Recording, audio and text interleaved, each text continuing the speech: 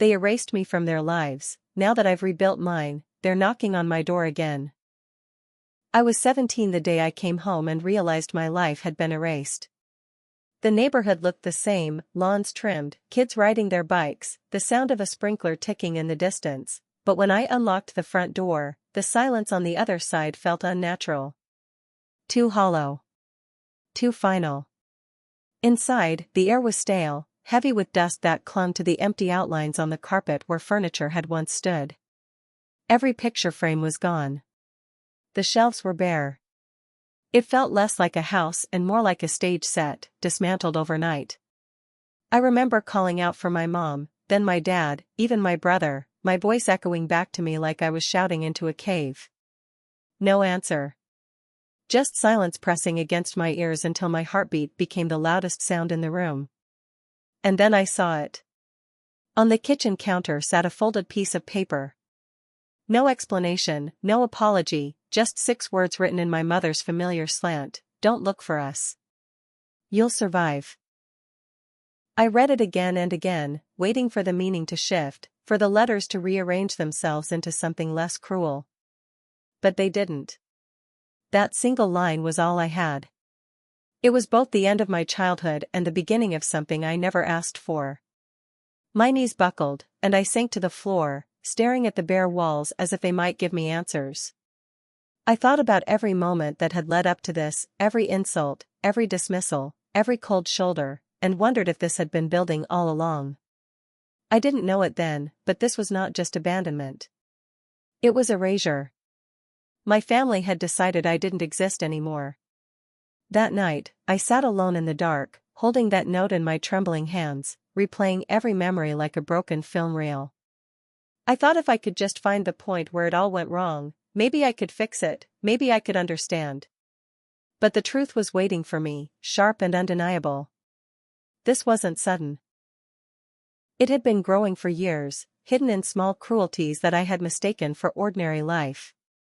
And to understand how I ended up standing in that empty house, you have to go back with me, back to the shadows of my childhood, where the first cracks in my family began to show. Looking back, I realize the signs were always there. My family never abandoned me in a single moment. It happened in small cuts, so thin and constant I didn't feel myself bleeding until there was nothing left. I was 12 the first time I truly noticed it. I had spent weeks sewing a patchwork quilt for my mother's birthday, pricking my fingers raw while following instructions I'd borrowed from a library book. I wrapped it carefully in tissue paper, waiting for her smile when she opened it. Instead, she ran her hands across the uneven stitches, frowned, and muttered, "It's crooked." Then she tossed it aside, already reaching for the gift my father had bought. I laughed it off, told myself she was just tired, but the sound of her voice stayed with me long after the candles were blown out. 2 years later, when I was 14, I brought home straight A's on my report card. Every subject. My teacher said I had the potential to go anywhere I dreamed. I ran into the living room, waving the paper like it was a golden ticket. My father barely glanced up from his newspaper. "Don't get too full of yourself," he muttered. "Grades don't mean anything in the real world." He folded the paper neatly and went back to the sports section. That night, I lay awake staring at the ceiling, wondering why being good wasn't good enough. At 15, the rejection cut deeper. My younger brother Ethan was struggling in school, and I spent countless hours tutoring him, rewriting notes, making flashcards, coaching him through every exam. He passed his finals that year, but instead of thanking me, he called me a know-it-all and slammed his door in my face. Our parents didn't defend me. They never did. To them, I was the reliable one, the one who didn't need comfort or recognition. Ethan was the child to be protected. I was the tool to be used. And by 16, I had stopped expecting love altogether. I gave my entire paycheck from my part-time job at a grocery store to my father so he could cover a pile of overdue bills. He didn't thank me. Months later, when I reminded him of what I'd done during an argument, he exploded. "You think you're useful? You're nothing. Don't ever bring this up again." His words burned more than any slap could have. Every act of kindness I gave was twisted into proof that I didn't need love in return. I was the strong one, the invisible backbone of a family that only saw me as labor, not as a daughter. The message was clear long before that note on the counter: I was never part of their circle. I was the shadow standing just outside it.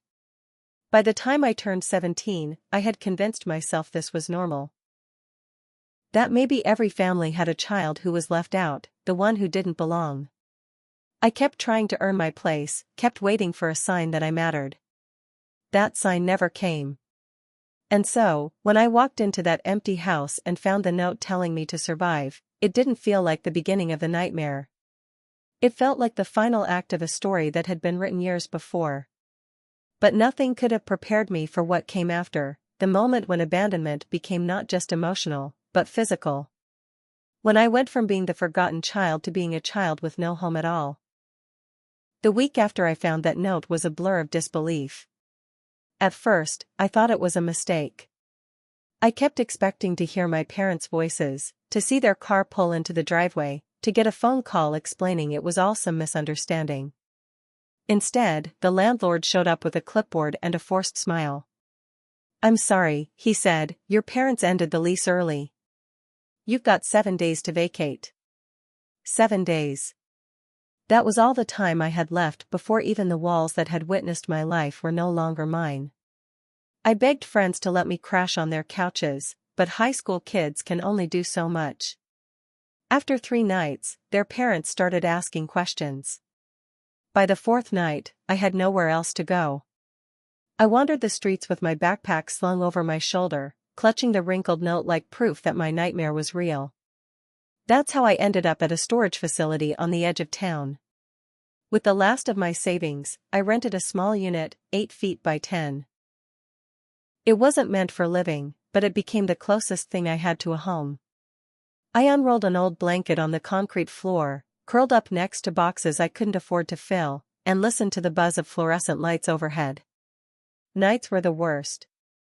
The silence was heavy, broken only by the sound of metal doors slamming somewhere down the hall. Every creak made me think someone was coming for me. I'd press my back against the wall, clutching a pocketknife I'd found in the street, whispering to myself that I was safe, even when I didn't believe it. Food became an afterthought. Peanut butter straight from the jar. Crackers bought with spare change. Water from the YMCA fountain after sneaking into shower. I told myself it was temporary, that I just needed to hold on until something better came along. But weeks turned into months, and survival became routine. There was one night, deep in winter, when I woke up shivering so violently my teeth ached. I pulled the blanket tighter and imagined what my family was doing 2 states away. Were they warm in a new house, laughing at the dinner table, relieved I wasn't there to take up space? Or had they erased me from their memories entirely, the way you wipe chalk off a board? That thought was worse than the cold. To be forgotten was one thing. To never exist at all was another. And yet, in the middle of that darkness, a spark lit inside me. If they had left me to survive, then I would survive. I would prove them wrong. I didn't know how yet, but I knew I couldn't let their choice be the end of my story. The first step came when I walked past a neon sign buzzing in the night: "Help wanted." A diner, open late. I pushed open the door, the smell of coffee and grease wrapping around me like a blanket. I asked the manager if he was hiring. He looked me over, unimpressed, and muttered, "You can handle night shifts?" I nodded before he even finished the question. That was the beginning of something new, though I couldn't see it then. A door cracked open in the middle of the void, offering me the smallest chance to climb out. And from that diner, from those sleepless nights on sticky floors, the path that would reshape my life began. Working the night shift at the diner became both my punishment and my salvation. The pay was nothing to brag about, cash slipped into an envelope at the end of the week, but it was the first real thread pulling me out of the void. The manager, a grizzled man named Don, didn't care about my story.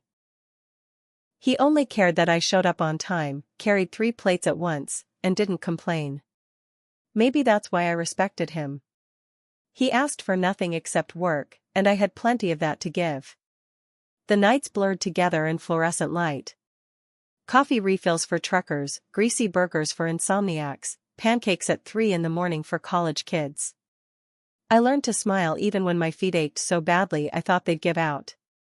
When the diner was quiet, I'd sit in the corner booth with a notebook, teaching myself how to budget with every crumpled receipt. Don caught me once, half asleep over the numbers, and without a word he slid a plate of food across the table. "Eat," he muttered. It was the closest thing to kindness I'd felt in years. But it wasn't enough.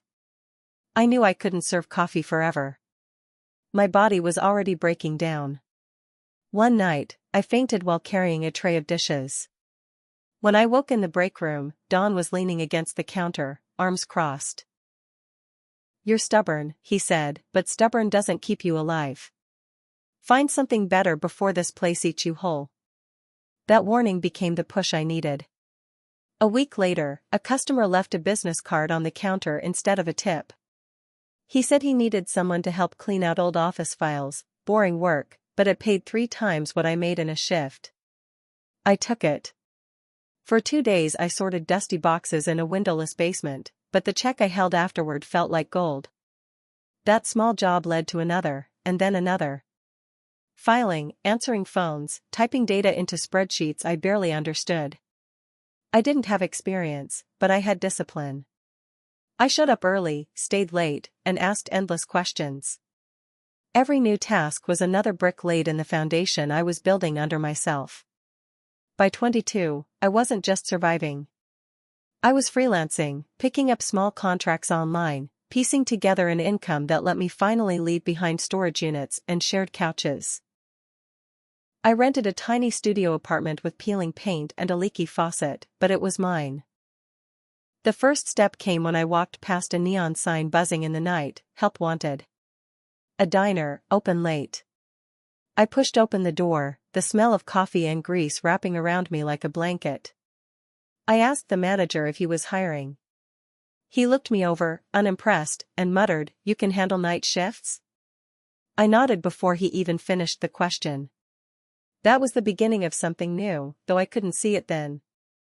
A door cracked open in the middle of the void, offering me the smallest chance to climb out. And from that diner, from those sleepless nights on sticky floors, the path that would reshape my life began. Working the night shift at the diner became both my punishment and my salvation. The pay was nothing to brag about, cash slipped into an envelope at the end of the week, but it was the first real thread pulling me out of the void. The manager, a grizzled man named Don, didn't care about my story. He only cared that I showed up on time, carried 3 plates at once, and didn't complain. Maybe that's why I respected him. He asked for nothing except work, and I had plenty of that to give. The nights blurred together in fluorescent light. Coffee refills for truckers, greasy burgers for insomniacs, pancakes at 3 in the morning for college kids. I learned to smile even when my feet ached so badly I thought they'd give out. When the diner was quiet, I'd sit in the corner booth with a notebook, teaching myself how to budget with every crumpled receipt. Don caught me once, half asleep over the numbers, and without a word he slid a plate of food across the table. "Eat," he muttered. It was the closest thing to kindness I'd felt in years. But it wasn't enough. I knew I couldn't serve coffee forever. My body was already breaking down. One night, I fainted while carrying a tray of dishes. When I woke in the break room, Don was leaning against the counter, arms crossed. "You're stubborn," he said, "but stubborn doesn't keep you alive. Find something better before this place eats you whole." That warning became the push I needed. A week later, a customer left a business card on the counter instead of a tip. He said he needed someone to help clean out old office files, boring work, but it paid 3 times what I made in a shift. I took it. For 2 days I sorted dusty boxes in a windowless basement, but the check I held afterward felt like gold. That small job led to another, and then another. Filing, answering phones, typing data into spreadsheets I barely understood. I didn't have experience, but I had discipline. I showed up early, stayed late, and asked endless questions. Every new task was another brick laid in the foundation I was building under myself. By 22, I wasn't just surviving.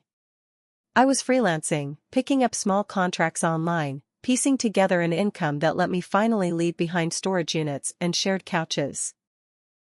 I rented a tiny studio apartment with peeling paint and a leaky faucet, but it was mine. For the first time since being abandoned, I could turn a key in a lock and know the space on the other side belonged only to me. The climb wasn't easy. I lost clients who said I was too green. I had weeks where I chose between groceries and internet bills. Once, when my laptop crashed, I nearly lost everything. I cried on the floor until dawn, then dragged myself to a library computer to start over. Every setback threatened to push me back into the void, but each time, I clawed my way forward. By 25, I launched a small consulting business with nothing more than a borrowed laptop and a folding table pressed against the wall of my apartment. I didn't think of it as a company, just survival with a different name. But the clients came, slowly at first, then in a wave. By 27, I had an office. By 29, 5 contractors worked under me. The day my bank account crossed 7 figures, I sat on the floor of that office and wept. Not because I felt triumphant, but because I realized I had done what my family never believed I could. I had built a life. Alone. And yet, even with money in the bank and freedom in my grasp, a shadow followed me everywhere. Success didn't erase the note left on that kitchen counter. It didn't silence the questions that haunted me in the quiet hours. Which is why, when the ghosts of my past finally reached out, I didn't know whether to run or to listen. For 12 years, my past stayed silent. I told myself that silence was mercy, a clean break, even though deep down I knew it was really abandonment echoing into adulthood. I learned to live with it. I built routines, filled my calendar with meetings, deadlines, and dinners with people who chose me. I convinced myself that the ghosts of my family would never return. Until one night, they did. It was late, nearly midnight, and I was sitting at my desk reviewing a client proposal when I noticed the notification. A new email, the subject line short and familiar enough to freeze me in place: "You're still our daughter." The sender's name was my mother. For a long moment, I couldn't move. My finger hovered over the trackpad, my chest so tight I thought I might choke. Part of me wanted to delete it instantly, pretend it never appeared. But curiosity, or maybe old wounds, forced me to open it. It wasn't an apology. Not even close. Just a single paragraph about hearing my side of the story, about how maybe we could talk, about how the past was complicated but family was family. Her words were cold, clinical, like she was writing to a distant acquaintance instead of the daughter she had erased. I closed the laptop and sat in the dark. My apartment, once so warm, felt suddenly foreign. I poured a glass of water but couldn't drink. My hands shook so badly the glass nearly slipped. Every memory I'd locked away came flooding back. The quilt sheet called crooked, the report card dismissed, the paycheck thrown back in my face.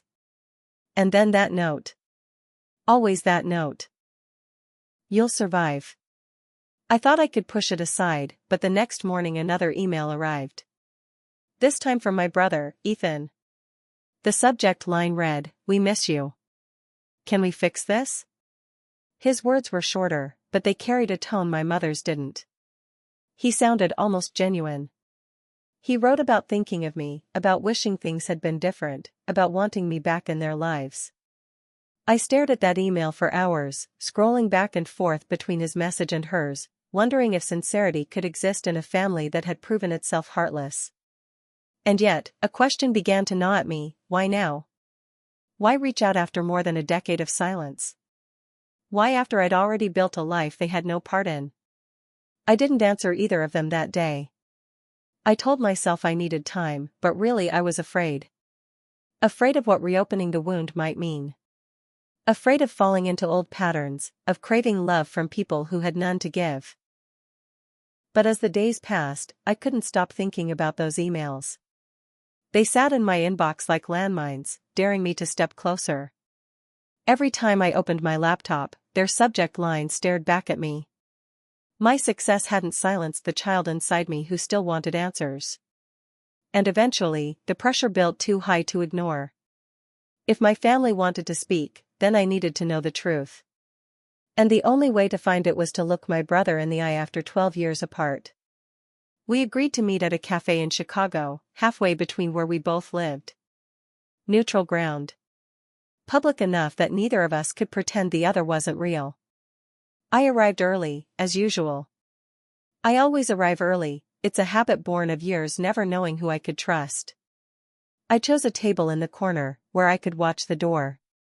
My hands wrapped around a coffee I had no intention of drinking. I'd told myself this meeting would be nothing, just closure, just confirmation that I had made the right decision to keep the past buried. But the moment I saw him step through the door, my chest clenched. Ethan looked older. His hairline was thinning, his face heavier than I remembered, but his eyes were exactly the same, wide, nervous, darting around until they landed on me. For a moment he froze, like he wasn't sure if I'd really come.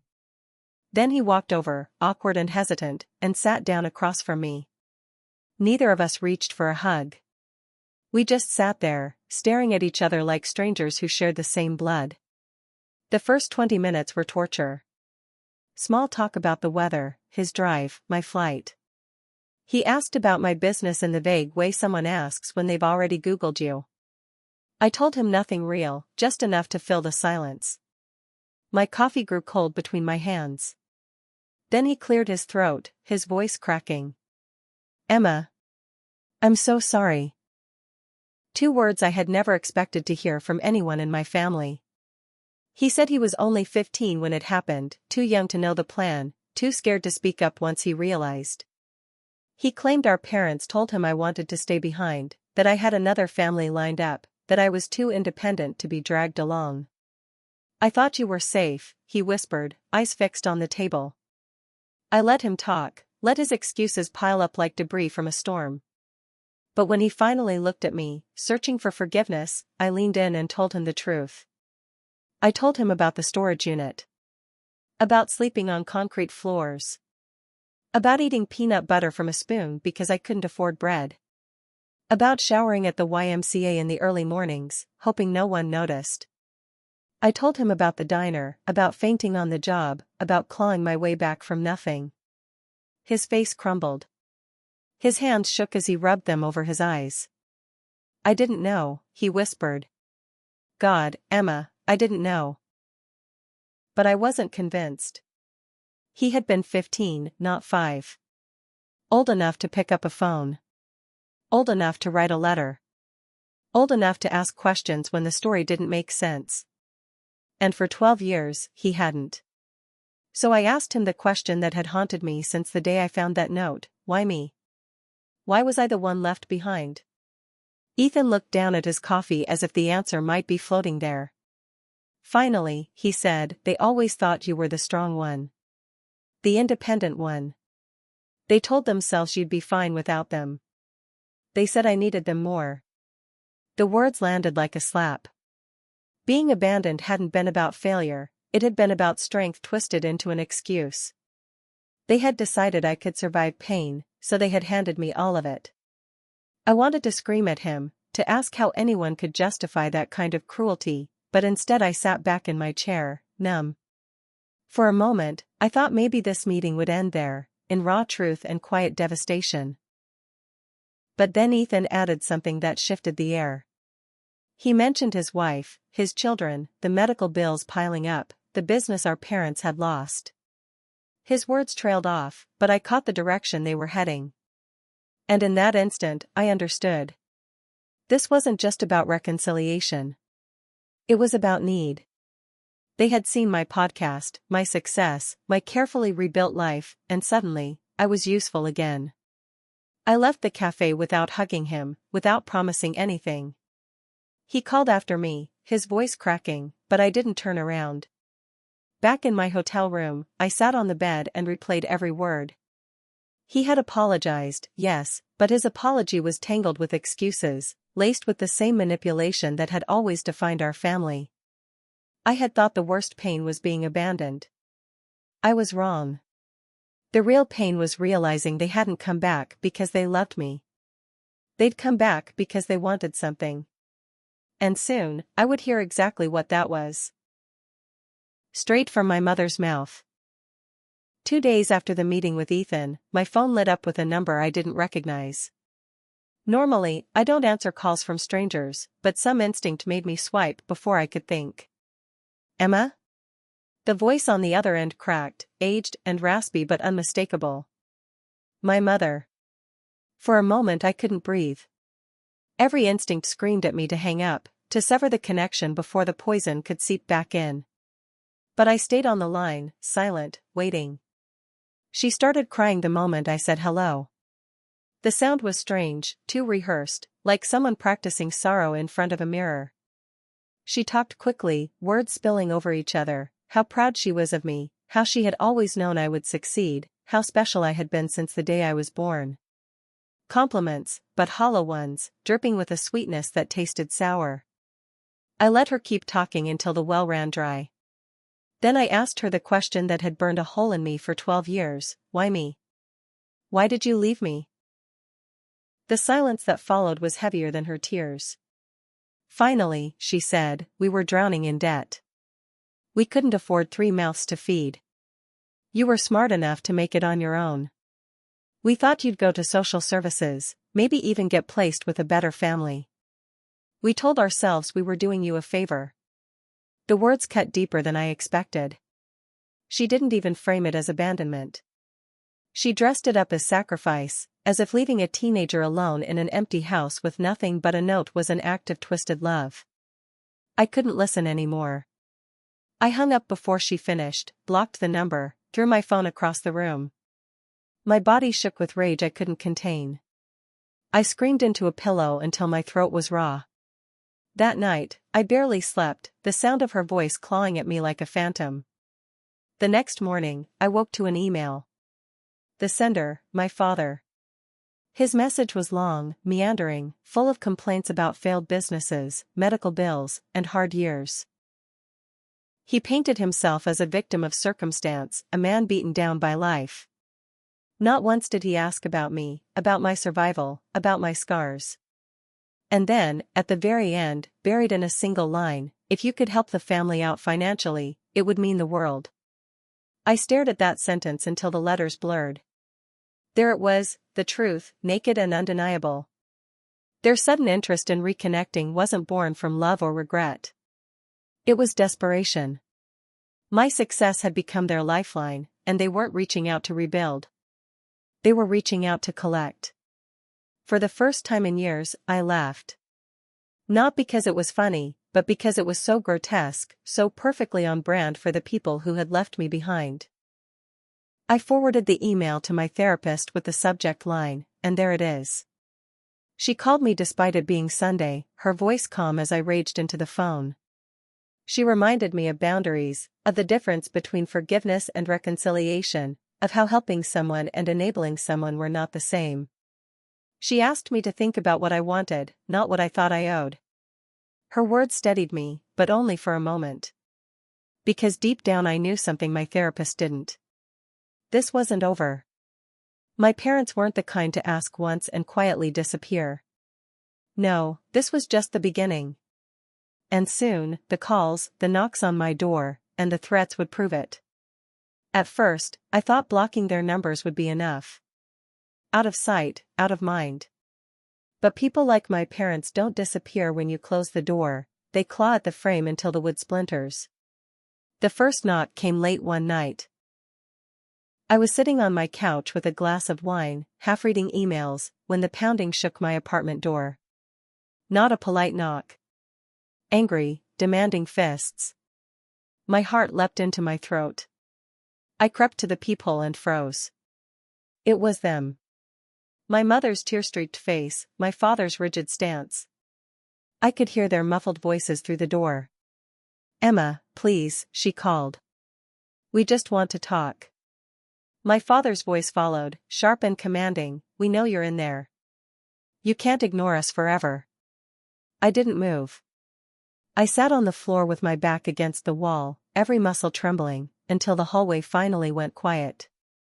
When they left, I called building security. They offered to call the police, but I said no. Not yet. At the time, I still believed I could control the situation. The next morning, flowers arrived at the front desk, addressed to me. No name on the card, just 5 words, "We know where you are." I refused the delivery, told the doorman never to let anything through again. But the damage was done. They knew how to find me, and that knowledge seeped into every corner of my life. Soon, the calls started again, blocked numbers, unknown voices. I let them roll to voicemail. My father's tone shifted from pleading to angry, accusing me of being childish, ungrateful, selfish. My mother sobbed in the background, her cries punctuating his threats. Every message was the same pattern: guilt, rage, desperation. And then came the photo. One evening, as I was shutting down my laptop, a text buzzed through from an unknown number. My stomach dropped when I opened it. It was a picture of Ethan's daughter, my niece, playing in her backyard. Smiling, innocent, completely unaware she was being watched. Beneath the photo were 4 words: "This isn't over yet." I felt the room tilt, my knees weakening as if the ground had opened beneath me. This wasn't just harassment anymore, it was a threat. They weren't only coming for me. They were circling the people I cared about. I forwarded the message to my lawyer, Marcus, hands shaking as I typed. He called immediately, his voice calm but firm: "Save everything. Don't respond. We'll handle this. But understand, Emma, this is no longer family drama. This is dangerous." That night, I didn't sleep. I sat in the dark, lights off, staring out the window at every car that slowed near my building. I pressed my phone against my chest, half hoping it would stay silent, half bracing for it to ring again. Every sound in the hallway made me flinch. Every shadow looked like a figure waiting to pounce. It hit me then, in a way it never had before: my parents weren't reaching for reconciliation. They were hunting for control. If they couldn't win me back with guilt, they would drag me down with fear. And just when I thought I couldn't take another day of it, a new voice entered the story. One I never expected. Ethan's wife reached out, not with threats, not with demands, but with the truth I didn't know I needed. It was a Tuesday afternoon when the call came from my doorman. His voice carried an edge I hadn't heard before. "There's a young woman downstairs asking for you. She has a child with her. Says she's your sister-in-law." I froze. My first instinct was to refuse, to send her away like I had done with my parents. But something in his tone, protective, uncertain, made me pause. Against every warning bell ringing in my chest, I told him to send her up. When the knock came, I opened the door to find a woman I barely recognized. Her hair was tied back hastily, dark circles etched under her eyes, and she clutched a toddler against her shoulder. The little girl slept soundly, thumb tucked into her mouth. "I'm Jenny," she whispered, shifting nervously on her feet. "Ethan's wife. I came alone. Please, can I talk to you?" Cautiously, I stepped aside and let her in. She laid her daughter on my couch, covering her with a small blanket before sinking into a chair at my kitchen table. For a moment, we just sat there, 2 strangers tethered by the same broken family. Jenny spoke first. "I only learned about you 3 years ago. Ethan told me you ran away. That you cut off contact with everyone. He said you didn't want to be found." She shook her head. I believed him, because why wouldn't I? He's my husband. But when your podcast went viral, when I heard your story, it didn't match anything I'd been told.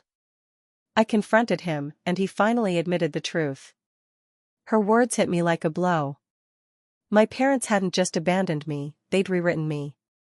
Jenny's voice trembled as she continued. "I'm horrified by what they did. And I had no idea they were reaching out to you for money. That wasn't me. Yes, I do need surgery, but we have insurance. They twisted my situation into leverage. I'm so sorry." I wanted to believe her, but suspicion clawed at me. Why come here? Why risk all this to tell me? She met my eyes without flinching. Because you deserve to know the whole truth. Your parents didn't just erase you, they smeared you. They told everyone you were unstable, that you'd stolen money from them, that they'd spent years searching for their troubled daughter. They built an entire story where they were the victims. I shook my head, disbelief mixing with fury. How do you know this is true? Jenny pulled out her phone and slid it across the table.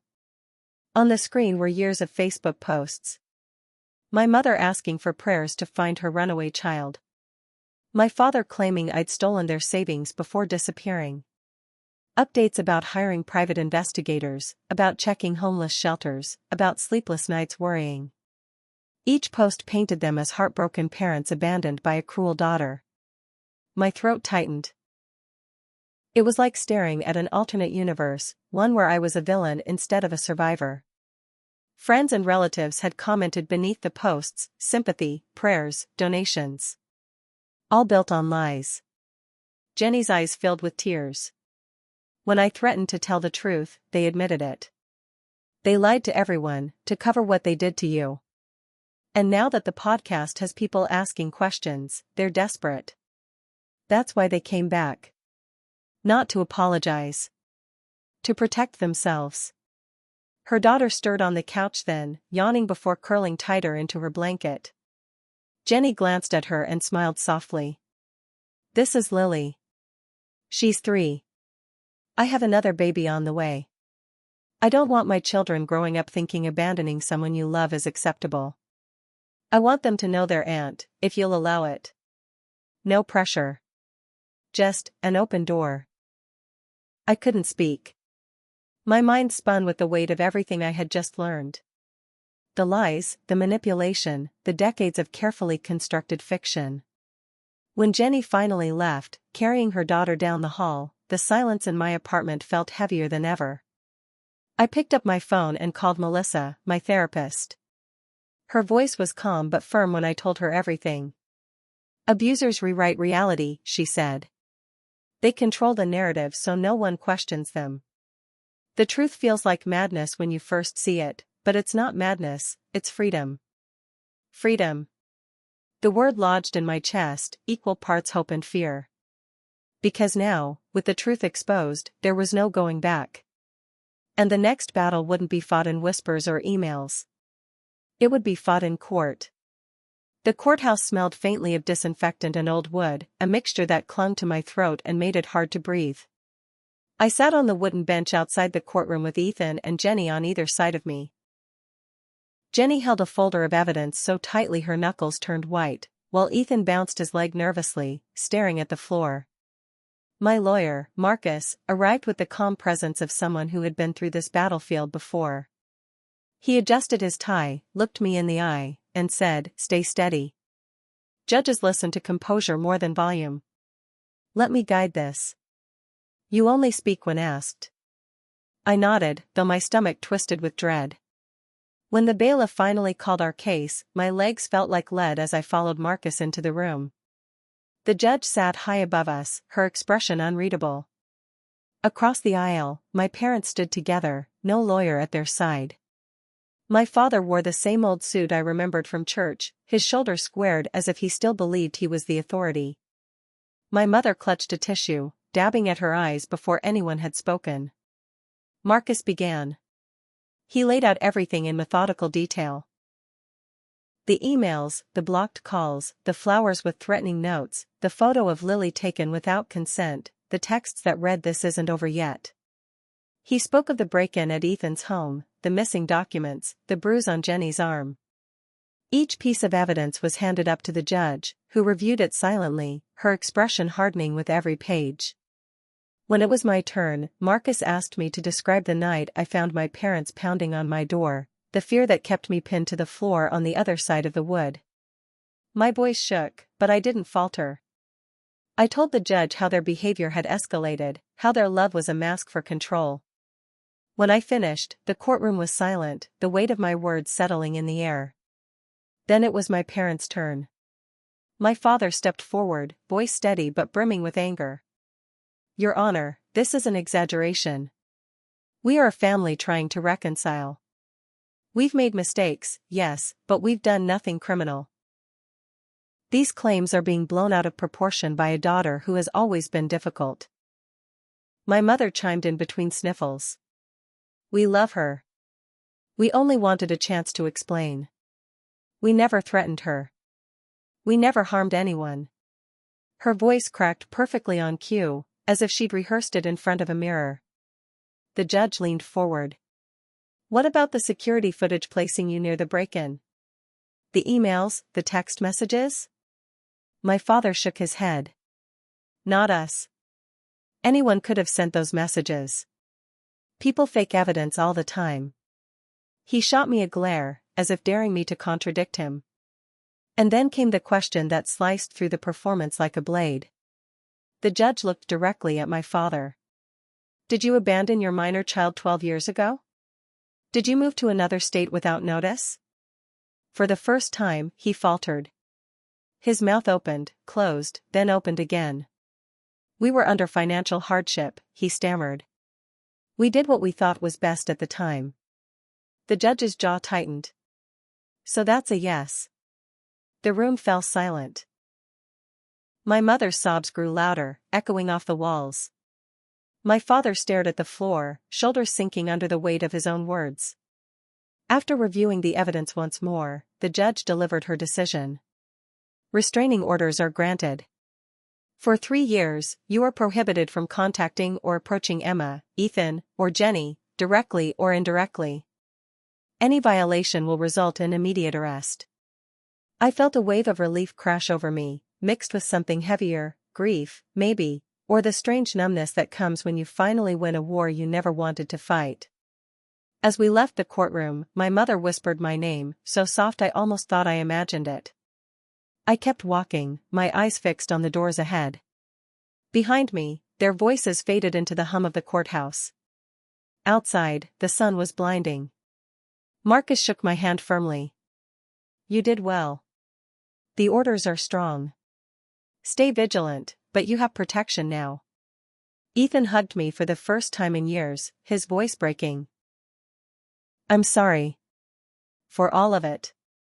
For not finding you sooner. For the first time, I let myself believe we might be building something new, something separate from the ruins our parents left behind. But peace was short-lived. Because the very next day, as I unlocked my phone, a new message waited. A photo of Lily at a friend's house, taken from the bushes. And beneath it, 4 chilling words, "This isn't over yet." By the time I received the photo of Lily, I knew hiding was no longer an option. Restraining orders were just paper, and paper couldn't stop people who had already crossed every line. Fear had been their weapon for too long. I wasn't going to live in its shadow anymore. So I made the choice. One last meeting. One final confrontation. My terms. My ground. I sent the email that night, tomorrow. Noon. The coffee shop on 8th Street. Just me. After that, you leave us alone forever. The reply came within minutes. 2 words from my father, we'll be there. The next morning, I dressed not to impress but to armor myself. Dark jacket, steady shoes, hair pulled back so I wouldn't fidget. I arrived early, chose a corner table with my back against the wall and a clear view of the entrance. I ordered a coffee I knew I wouldn't drink. They arrived right on time. My mother spotted me first, her face crumpling into something between relief and desperation. My father's jaw was tight, his eyes cold, scanning the room as if this were a battlefield. They sat across from me, the table suddenly feeling too small, too fragile to hold the weight between us. I didn't let them speak first. I didn't call this meeting to reconcile. I didn't come here to hear excuses or hand out forgiveness. I came for one reason, to make you understand that it's over. You've lost. My father leaned forward, ready to interrupt, but I held up a hand. I'm not finished. I pulled out my phone, scrolled to the folder where I'd saved everything. The threatening texts, the photos, the emails, the voicemail recordings. I turned the screen toward them. I've made copies of all of this. My lawyer has them, the police have them. If you ever contact me again, if you so much as breathe my name in public, everyone in your life will know exactly what kind of people you are." My mother's eyes filled with tears. "Emma, please," she whispered. "We just want our family back. We're old, we made mistakes, but we don't want to die alone. Don't you understand? We love you." I stared at her, feeling nothing. Love isn't leaving your child at 17 with nothing but a note. Love isn't lying for years and painting me as a thief and a runaway. Love isn't threatening your granddaughter. My voice didn't shake. It was flat, cold, steady, the voice of someone who had run out of mercy. My father's face flushed with anger. "Ungrateful," he snapped. "We raised you, fed you, gave you everything.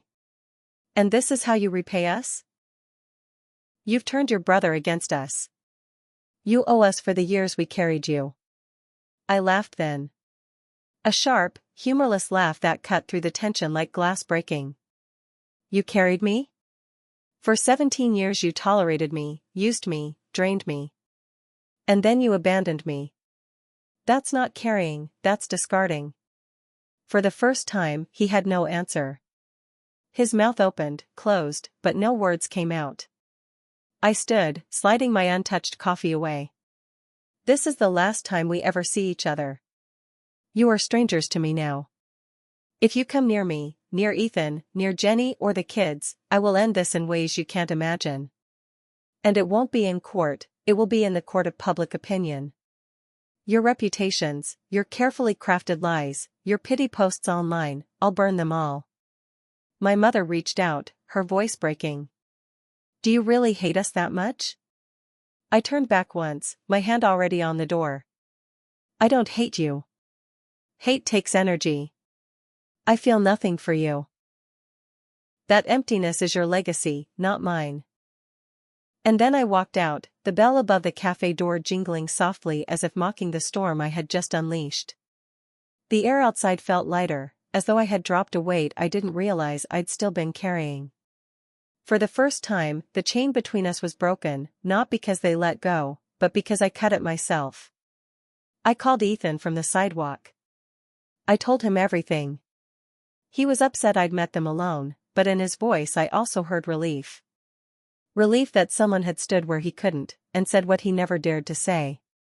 That night, I packed a bag and drove to the hotel where Ethan and Jenny were staying. When Lily saw me, she ran into my arms and whispered, "Auntie Emma."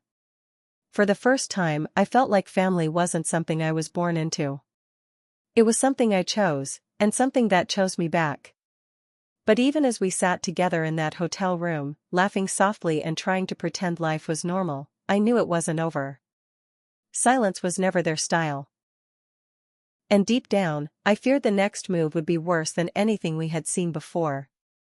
The weeks after that confrontation felt strange, like waking from a fevered dream and realizing the world was still spinning.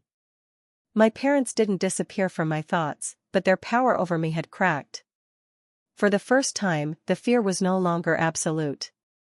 Ethan and Jenny bought a small house 20 minutes from my apartment. It wasn't much, peeling paint, a broken fence, and a yard that needed taming, but it was theirs. More importantly, it was free of the ghosts we'd grown up with.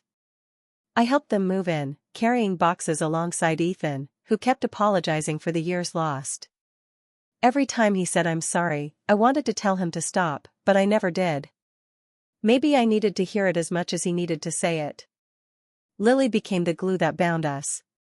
Her laughter filled spaces that had once been heavy with silence. On Sundays, Jenny would cook dinner while Ethan grilled outside. I'd bring dessert, sometimes a pie from the bakery down the street, sometimes something I clumsily baked myself. We'd sit around their cluttered table, passing dishes, telling stories. Ordinary rituals, but for me, they felt extraordinary. For the first time in my life, I was part of a family that chose each other. Still, the shadows lingered. There were nights I woke in a panic, convinced I heard knocking on my door. Sometimes, when Lily ran across the yard, I caught myself scanning the street, half expecting to see my parents' car idling at the curb. The fear wasn't gone, it had just been caged. Melissa, my therapist, reminded me that healing isn't a straight line. You don't erase scars, she said. You build around them. So I kept building.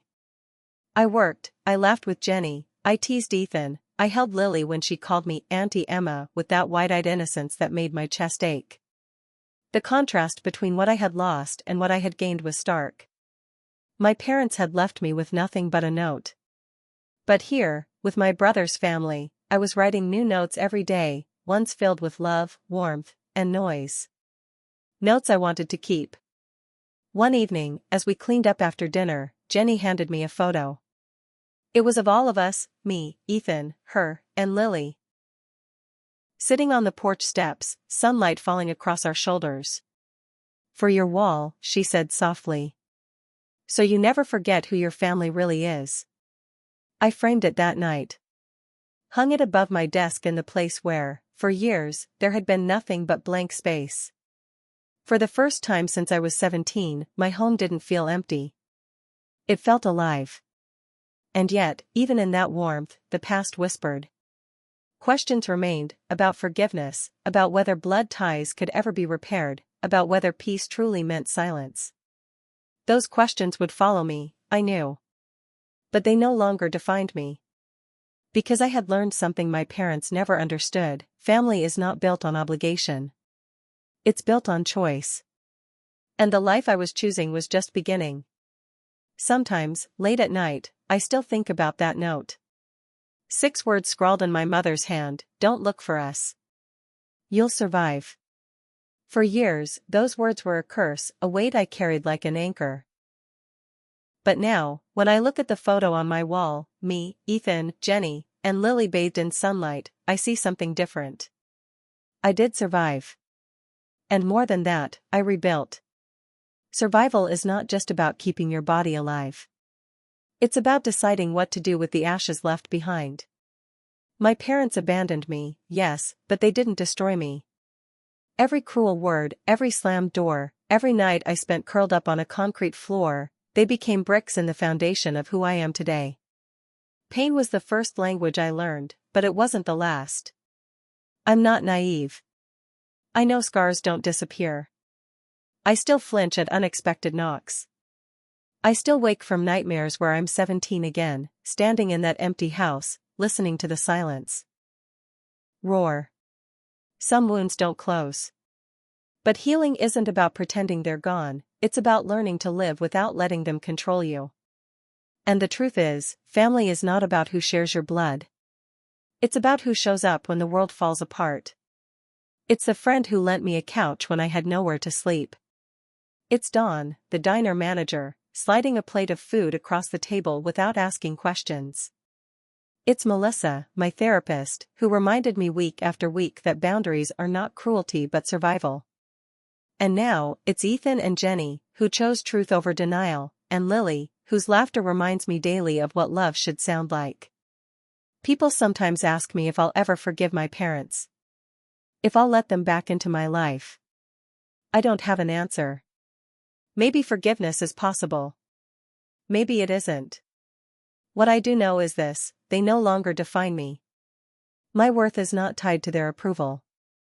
My identity is not rooted in their rejection. I once thought being abandoned meant being unloved. But the truth is, I had to be abandoned to understand love for the first time, real love, chosen love, the kind that heals instead of wounds. So when I look at that photo above my desk, I don't see the girl who was left behind. I see the woman who figured it out anyway. Who turned survival into strength, and strength into something bigger than herself. I see family, not the one I lost, but the one I built. And for me, that is enough. In the end, I learned that family isn't always the one you're born into, it's the one you choose, the one that stands beside you when everything else falls apart. That truth changed my life forever. If this story moved you, please give it a like and subscribe to the channel. Your support helps us bring more stories like this to life, and we'd love for you to be here for the next one.